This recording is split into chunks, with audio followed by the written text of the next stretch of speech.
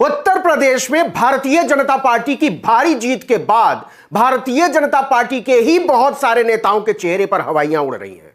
उन्हें समझ में नहीं आ रहा है कि क्या लाइन ली जाए, कैसे नई सरकार में जगह बनाई जाए और कैसे सत्ता का केक कटे तो उनमें भी बटे।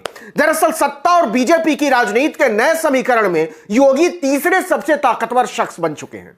नरेंद्र मोदी और अमित शाह के बाद कुछ मायनों में वो अमित शाह से पहले देखे जा रहे हैं, क्योंकि उन्होंने अपनी स्वतंत्र साख बनाई है जो नरेंद्र मोदी पर निर्भर होने के बावजूद उनके समानांतर नजर आती है। सफलता के कई मां बाप होते हैं, लेकिन असफलता का कोई मां बाप नहीं होता। योगी आदित्यनाथ को उसी चक्रव्यूह में फंसाने की कोशिश की गई थी। चुनाव से पहले बीजेपी के अंदर ही एक धड़ा माहौल बना रहा था कि हम हार रहे हैं। उस धड़े ने पहले कोरोना के समय योगी को घेरा, फिर गंगा पर घेरा, फिर किसान पर घेरा और फिर नौजवान पर घेरा। योगी के खिलाफ इस आंदोलन की अगुवाई कर रहे थे मंत्री ब्रजेश पाठक और उन्हें हवा दे रहे थे सुनील बंसल। इनके पीछे दोनों मौर्य थे, केशव प्रसाद मौर्य और स्वामी प्रसाद मौर्य। केशव प्रसाद मौर्य तो मुख्यमंत्री बनने का सपना देखने लगे थे। चुनाव से साल भर पहले उन्होंने ऐसी मुश्किल खड़ी कर दी थी कि नरेंद्र मोदी को दिल्ली बुलाकर उनसे बात करनी पड़ी थी। योगी आदित्यनाथ ने उनका ऐसा इंतजाम किया कि वो पहली बार चुनाव लड़ने वाली पल्लवी पटेल से हार गए।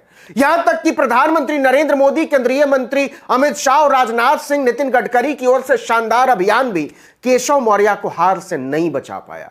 और स्वामी प्रसाद मौर्य तो समझ ही नहीं पा रहे कि उनके साथ क्या हो गया है। खैर, चुनाव से ठीक पहले ये सारे लोग योगी आदित्यनाथ के नाम पर इसलिए हां हूं कर रहे थे कि इन्हें लग रहा था कि सरकार तो किसी भी सूरत में वापस नहीं आने वाली, हारेंगे ही। इससे होगा यह कि हार का सारा ठीकरा योगी के माथे पर फूटेगा और उनकी अपनी प्रासंगिकता बढ़ जाएगी। लेकिन जब नतीजे आए तो इनके चेहरे मुरझा गए। अब खेल क्या हुआ है कि जब बीजेपी प्रचंड बहुमत से जीत गई और इसका सेहरा मोदी शाह ने योगी आदित्यनाथ के माथे पर बांध दिया तो खिलाड़ियों में खलबली मच गई कि ये क्या हुआ, कैसे हुआ, अपना क्या होगा, वगैरह वगैरह। यह खलबली इसलिए मची है कि जब नया कैबिनेट बनेगा, विभागों का बंटवारा होगा, तमाम आयोगों के अध्यक्ष बनाए जाएंगे, सरकार का कामकाज बटेगा, तो उन्हें पूछेगा कौन। इसलिए जो खुद ही योगी आदित्यनाथ को डूबा हुआ साबित करने में लगे थे, वो आज अखबारों में यह छपवाने लगे हैं कि हमने तो उनको डूबने से बचा लिया। कोई कह रहा है कि हमने प्लानिंग की, कोई कह रहा है हमने व्हाट्सएप मैसेज भेजे थे, कोई कह रहा है हमने लोगों को जोड़ा और कोई कह रहा है हमने बहुतों को तोड़ा।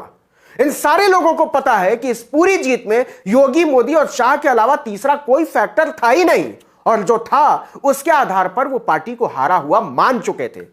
लेकिन जब किनारा आ गया मझधार में तो सबके ज्ञान की पोटली खुल गई। इस समय लखनऊ में सबसे बड़ी चर्चा यही है कि इन लोगों का क्या होने वाला है। क्या योगी आदित्यनाथ उन्हें माफ कर देंगे या उन्हें सजा देंगे? क्योंकि इस बार यूपी में वही होगा जो योगी चाहेंगे। बताते तो यह भी है कि केशव प्रसाद मौर्य का फैसला भी मोदी शाह ने योगी पर छोड़ दिया है। इसीलिए हार जाने के बाद भी मौर्य फौरन लखनऊ पार्टी मुख्यालय पहुंच गए थे और योगी आदित्यनाथ के ठीक बगल में खड़े होकर अबीर गुलाल उड़ा रहे थे। लेकिन इस बार अगर वो डिप्टी सीएम बन भी गए तो उनके सामने शर्त यही होगी कि वो योगी को बिना किंतु परंतु के अपना बॉस मानेंगे। ब्रजेश पाठक का क्या होगा? बड़े ब्राह्मण चेहरों के अकाल से जूझती बीजेपी के पास ले देकर ब्रजेश पाठक, दिनेश शर्मा और अजय मिश्रा टेनी जैसे लोग ही बचते हैं। लेकिन उन्होंने जो किया है उसकी पूरी लिस्ट योगी आदित्यनाथ ने अपने पास मंगवा रखी है। तो कुल मिलाकर लखनऊ में अगले एक हफ्ते बहुत ज्यादा गहमा गहमी रहने वाली है, क्योंकि सबको साबित करना है कि इस जीत के लिए सबसे ज्यादा पसीना उसी ने बहाया है। योगी आदित्यनाथ वगैरह तो ऐसे ही थे, लेकिन क्या मीडिया में प्लांट करवाई जा रही इन खबरों की खबर बीजेपी के महंत तक नहीं पहुंच रही होगी? और अगर पहुंच रही होगी तो उनके फैसलों का बुलडोजर कब चलेगा और कैसे चलेगा, इसका फैसला योगी आदित्यनाथ ही करेंगे। इस वीडियो में इतना ही, लेकिन अब तक सब्सक्राइब नहीं किया तो फौरन कर लीजिए, बेल आइकॉन दबाइए, घंटी जैसी आकृति लाइक कीजिए और कमेंट करके बताइए हमारा वीडियो आपको कैसा लगा। परिवार टीवी, खबर अच्छी बात सच्ची।